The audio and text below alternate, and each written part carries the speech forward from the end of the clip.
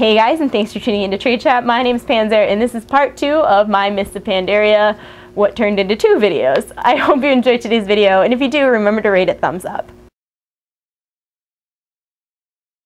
Obviously, in Miss the Pandaria, we will see the addition of new dungeons and raids. So far, we know that there will definitely be 6 new dungeons and 3 new raids. 6 of these 9 will actually be taking place on the continent of Pandaria.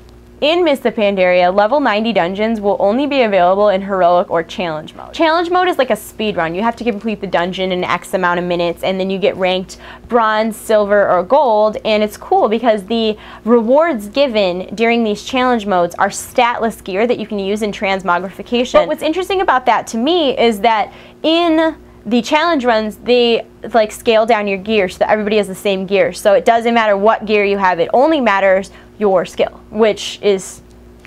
that's like one of the first times I've heard of Blizzard really implementing something for rewarding people for knowing how to play their characters, not for having a high gear score or anything like that. Like, they literally wipe you out, everybody has even gear, and then it's like survival of the fittest. I think it's so cool.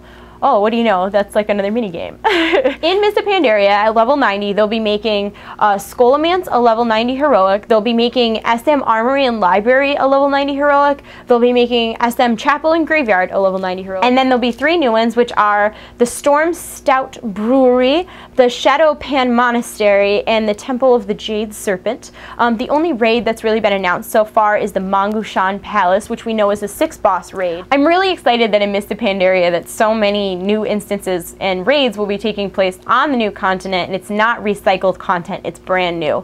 Although the content that they are recycling, Scarlet Monastery and Scholomance, are like some of, I mean, those are like core favorites. And they said they were going to be like, although they're going to be remakes, they're going to be like remixes almost, because they're changing the path to which you'll go to bosses. They're taking out parts of the instance that are useless and just highlighting the fun parts. So I'm excited to see what those will actually turn out like, but I'm more excited to see the brand new instances and the brand new raids in the brand new area with brand new everything. Yay, brand new.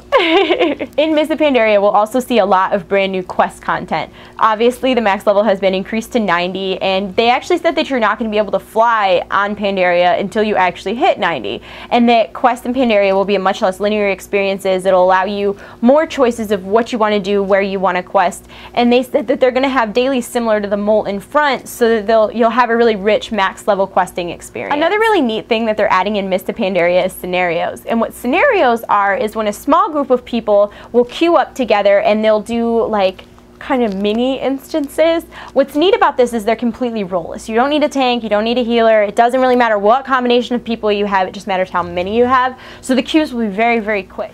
Smaller scenarios will play out kind of like a group quest, whereas larger scenarios will play out like a full-scale PvE battleground.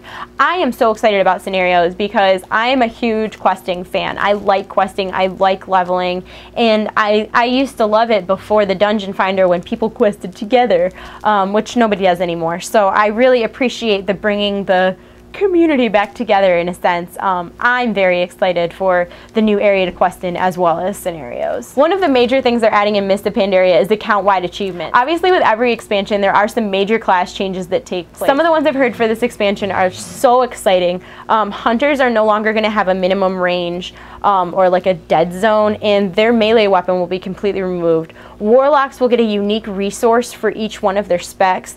Shamans will no longer have buff totems. All of their totems will be utility totems. And the best one of all time is that druids will have 4 specs.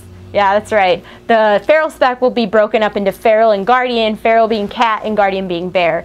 That is a long overdue change that I'm really, really excited for. As far as all classes go, I mean, and I'm sure there's going to be tons more information on what they're going to be doing to each individual class, but for now, what we know that they're doing to all classes is they're going to clean up the spell books, they're going to fix rotations, because a lot of players went from having a very set rotation in Wrath to having completely wonky rotations in Kata.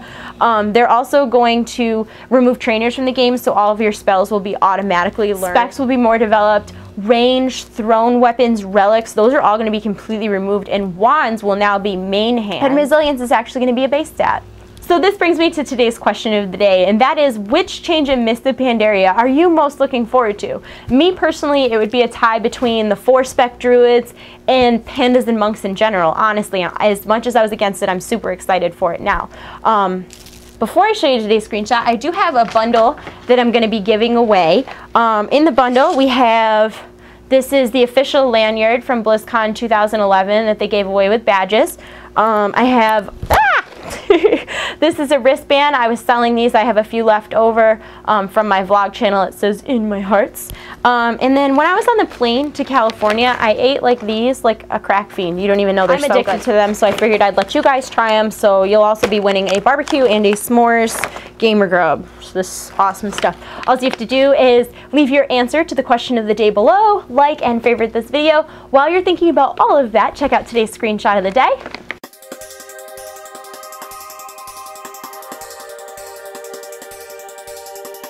And it looks like that's my cue, guys. Thanks for tuning in. Remember to comment, thumbs up, and subscribe, and I'll see you soon.